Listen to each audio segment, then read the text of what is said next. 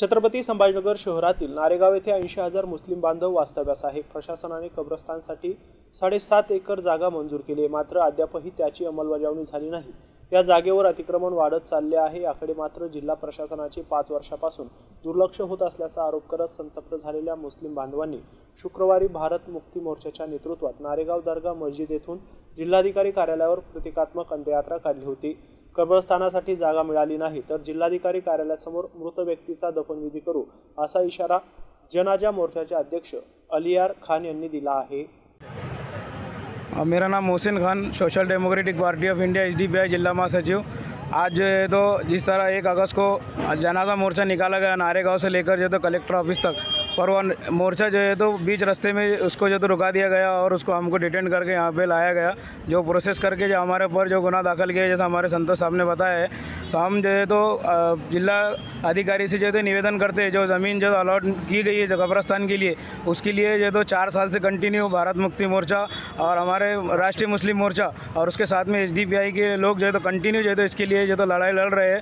तो हम कलेक्टर साहब से यही निवेदन करते हैं कि ये जल्द से जल्द जो है जगह जो है तो खाली कर कब्रस्तान के लिए जगह दी जाए। अगर 15 अगस्त तक ऐसा नहीं होता है तो इसमें बड़ा आंदोलन छेड़ा जाएगा और जो भी लोगों की मैयत होती है, जो लोग डेथ होते हैं, इंतकाल होता है, उनकी जो तो जनाजा हम मैयत के साथ लेके जो तो कलेक्टर ऑफिस के सामने वहाँ पे धरने पे बैठेंगे और जब तक जो है तो जगह हमारे को नहीं दी जाती वहाँ हम वहाँ से उठने वाले नहीं है। ऐसा हम जो है तो जिला अधिकारी कार्यालय को यहाँ से जो है तो एक आह्वान करते हैं कि इशारा देते हैं आंदोलन का, वो जो है तो हमारे जो है तो इस इशारे को जो है तो गंभीरता से ले, ये उनसे जो है तो कलेक्टर साहब से हमारी विनंती है।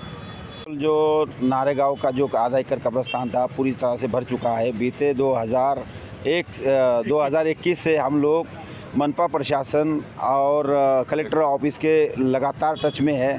बार बार हमने जनाजे मोर्चे भी वहाँ पर निकाले हैं। जो ज़मीन जो है अपने मनपा प्रशासन के पास नहीं है, तो उन्होंने कहा कलेक्टर साहब से रिक्वेस्ट की कि आप इनको ज़मीन दो।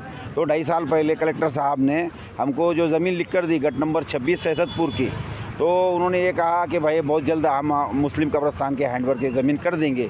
पर अभी 2.5 साल बीतने के बाद भी उन्होंने वो ज़मीन हमको हैंडओवर ना करते हुए अदर लोग वहाँ कब्ज़ा करके बैठ गए हैं।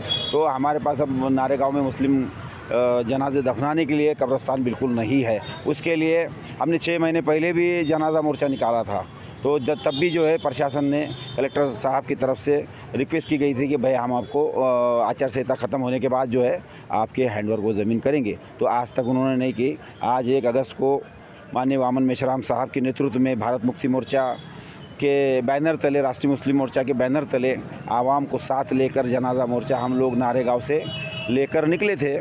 जहाँ जनाजा मोर्चा गरवरे स्टेडियम तक पहुँच गया था तो पुलिस ने हमें डिटेन कर सातारा पुलिस स्टेशन में लाकर हमारे ऊपर जो है 135 का गुनाह उन्होंने दाखिल किया है। मेरा नाम अलियार खान, प्रदेश उपाध्यक्ष भारत मुक्ती मोर्चा महाराष्ट्र। साथियों, जय मुलगासी।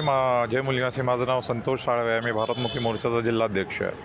जसं मागच्या 5 वर्षापासून नारेगाव येथील कब्रस्तानासाठी आपण संविधानिक मार्गाने कलेक्टर साहेब, महानगरपालिकेला आपण वेळोवेळी पत्रव्यवहार केलेला आहे, पण यांनी त्याची बिलकुल दखल घेतली नाही। मागच्या 15 दिवसापूर्वीसुद्धा आम्ही कलेक्टर साहेबाला निवेदन दिलं होतं की 1 ऑगस्टच्या आत जर तुम्ही कब्रस्तानाची जमीन मुस्लिम समाजाच्या हस्तांतरित नाही केली तर आम्ही मोठ्या संख्येनं तिथे आंदोलन करू। पण आजही कलेक्टर साहेबांनी त्याच्यावर दखल घेतली नाही।